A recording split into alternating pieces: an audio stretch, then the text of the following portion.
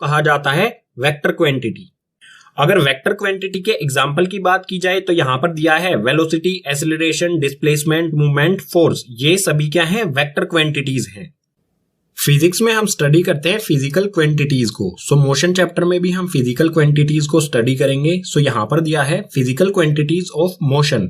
इस chapter motion में जो भी फिजिकल क्वांटिटीज की स्टडी करेंगे वो यहाँ पर दी गई हैं। इसमें सबसे पहले है यहाँ पर डिस्टेंस, उसके बाद डिस्प्लेसमेंट, उसके बाद स्पीड, उसके बाद वेलोसिटी और उसके बाद एक्सेलरेशन। इन 5 फिजिकल क्वांटिटीज को पढ़ेंगे जिनके सामने राइट लगा है। इसके अलावा जानेंगे यूनिफॉर्म मोशन और नॉन यूनिफॉर्म मोशन क्या होता है, ग्राफ जानेंगे, जो भी हमारी फिजिकल क्वांटिटीज हैं इनके बीच में ग्राफ कैसे बनेगा, और मोस्ट इंपोर्टेंट है इस चैप्टर में equations of motion. So next page से स्टार्ट करते हैं डिस्टेंस से। सो यहां पर दिया है डिस्टेंस। डिस्टेंस क्या होता है, the actual path length travelled by an object is called distance. कोई ऑब्जेक्ट या कोई बॉडी किसी रास्ते यानी कि पाथ पर ट्रेवल यानी कि यात्रा करता है, तो जिस पाथ पर वो ट्रेवल करता है उसी पाथ की लेंथ यानी कि रास्ते की लंबाई को ही कहा जाता है डिस्टेंस। डिस्टेंस में हमें आगे कुछ पॉइंट्स दिए गए हैं, इन्हें भी समझ लेते हैं एक एक करके। सो यहां पर फर्स्ट है it is a scalar quantity. Distance एक स्केलर क्वांटिटी है, यानी कि इसमें सिर्फ मैग्नीट्यूड होता है, इसमें कोई भी डायरेक्शन नहीं होती है। इसमें सेकंड है it always positive and cantt B zero. किसी भी मूविंग बॉडी या किसी भी मूविंग ऑब्जेक्ट का डिस्टेंस हमेशा पॉजिटिव होगा और कभी भी जीरो नहीं होगा। थर्ड पॉइंट दिया है it's SI unit is metre. Distance की एसआई यूनिट होती है मीटर, यानी कि डिस्टेंस को हम मीटर में मापते हैं और मीटर का सिंबल होता है स्मॉल m, ये होता है मीटर का सिंबल। लेकिन डिस्टेंस को और भी यूनिट्स में मेजर किया जा सकता है, जैसे किलोमीटर हो गया, सेंटीमीटर हो गया, मिलीमीटर हो गया। इसके अलावा और भी बहुत सारी यूनिट्स होती हैं जैसे माइल्स वगैरह। अब एक एग्जांपल और ले लेते हैं डिस्टेंस का। सो हमें यहां पर ये दिया गया है A point, B point, C point और D पॉइंट। यहां से यहां, ठीक है, ये जो गैप आपको दिख रहा है ये है 10 मीटर, उसके बाद फिर से 10 मीटर, फिर से 10 मीटर, तो 0 से 10 तक जाएंगे, उसके बाद 20 हो जाएगा, 30, 40, इसी तरह से D पॉइंट है 100 मीटर पर। मान लीजिए A पॉइंट पर कोई बॉडी या कोई ऑब्जेक्ट है, वो यहां से A पॉइंट से D पॉइंट तक जाता है, यहां पर पहुंच गया, तो उसने कितना डिस्टेंस कवर किया? सिंपल सी बात है, जिस भी रास्ते पर वो चलकर गया है उसी रास्ते यानी कि पाथ की लेंथ को ही कहा जाता है डिस्टेंस। सो 0 से चला 100 तक, तो उसने कितना डिस्टेंस कवर किया? 100। अब एक और कंडीशन ले लेते हैं।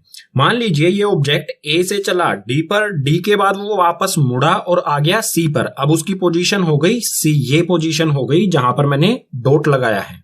तो यहां पर भी बिल्कुल सिंपल सी हमारी कैलकुलेशन होगी। A से गया D पर यानी कि 100 मीटर हो गई, ठीक है, ये हो गया 100 मीटर। उसके बाद D से वापस मुड़ा, वो आ गया C पर, तो D से C पर आने में उसे कितना डिस्टेंस कवर किया? 10, 20, 30, 40, तो ये किया इसने 40 मीटर। तो ये टोटल कितना चला? जो भी ऑब्जेक्ट या जो भी बॉडी था A से D पर गया, D से C पर आया, तो उसने टोटल कितना डिस्टेंस कवर किया? यहां से यहाँ 100, उसके बाद यहां से यहाँ 40, 100 प्लस 40 हो जाएगा 140 मीटर। डिस्टेंस हमेशा ऐड हो जाएगा जितना भी ऑब्जेक्ट चला होगा, उसने यात्रा की होगी, ट्रेवल किया होगा। डिस्टेंस के बाद अब है डिस्प्लेसमेंट। डिस्प्लेसमेंट क्या होता है? सो इसमें हमें दिया है the shortest distance between initial position and final position is called displacement. Initial position और फाइनल पोजीशन के बीच जो सबसे छोटा डिस्टेंस होता है उसी को कहा जाता है डिस्प्लेसमेंट। अब इनिशियल पोजीशन क्या होती है? इनिशियल पोजीशन वो पोजीशन होती है जहां से कोई भी हमारा ऑब्जेक्ट या कोई भी हमारी बॉडी चलना स्टार्ट करती है, स्टार्टिंग पोजीशन कह सकते हैं। और फाइनल पोजीशन वो होती है जहां पर वो बॉडी अपनी ट्रेवल यानी कि यात्रा को एंड करता है, समाप्त करता है अपनी यात्रा को, उस पोजीशन को कहा जाएगा फाइनल पोजीशन। सो डिस्प्लेसमेंट में हमें कुछ पॉइंट्स दिए गए हैं, इन्हें भी समझ लेते हैं। इसमें फर्स्ट है it is a vector quantity. Displacement एक वेक्टर क्वांटिटी होता है, यानी कि इसमें मैग्नीट्यूड के साथ साथ डायरेक्शन भी गिवन होती है। सेकेंड पॉइंट है it can positive, negative and zero. Displacement positive भी हो सकता है, नेगेटिव भी हो सकता है और जीरो भी हो सकता है। अब पॉजिटिव किस कंडीशन में होगा, नेगेटिव किस कंडीशन में होगा, जीरो किस कंडीशन में होगा, इसको एग्जांपल से समझेंगे। उससे पहले थर्ड पॉइंट है it's SI unit is metre. Distance की तरह भी डिस्प्लेसमेंट की एसआई यूनिट भी मीटर होती है, जिसका सिंबल होता है स्मॉल m। डिस्टेंस और डिस्प्लेसमेंट की एसआई यूनिट सेम यानी कि मीटर होती है, क्योंकि ये भी क्या है, एक तरह का डिस्टेंस ही है किन्हीं भी दो पोजीशंस के बीच में। सो अब एक एग्जांपल ले लेते हैं पॉजिटिव डिस्प्लेसमेंट के लिए। सपोज कीजिए हमारा कोई ऑब्जेक्ट या कोई बॉडी है जो ए पॉइंट पर है, ये जो डॉट बनाया है ये हो गया हमारा कोई ऑब्जेक्ट, और मूव करता है, आ जाता है डी पॉइंट पर। डी पॉइंट पर पहुंचने के बाद ये वापस से यू टर्न लेता है, अपनी डायरेक्शन चेंज करता है और सी पॉइंट पर आके यहाँ पे रुकता है। यानी इस ऑब्जेक्ट की इनिशियल पोजीशन, स्टार्टिंग पोजीशन को कहते हैं initial position. So initial position है ए और फाइनल पोजीशन है सी, जहां पर लास्ट में वो रुक जाता है।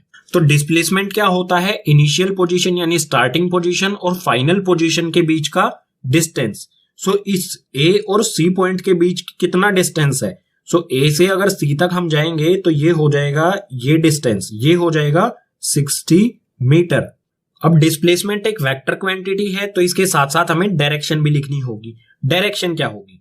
इनिशियल पोजीशन ये है, इनिशियल पोजीशन से किस साइड में है, ये कौन सी डायरेक्शन होती है? ये होता है ईस्ट, ये वेस्ट, ये नॉर्थ, ये साउथ। तो इसके साथ हम डायरेक्शन भी लिखेंगे। ये क्या हो जाएगा? 60 मीटर ईस्ट। सो ये हो गया हमारा डिस्प्लेसमेंट हमारे ऑब्जेक्ट का।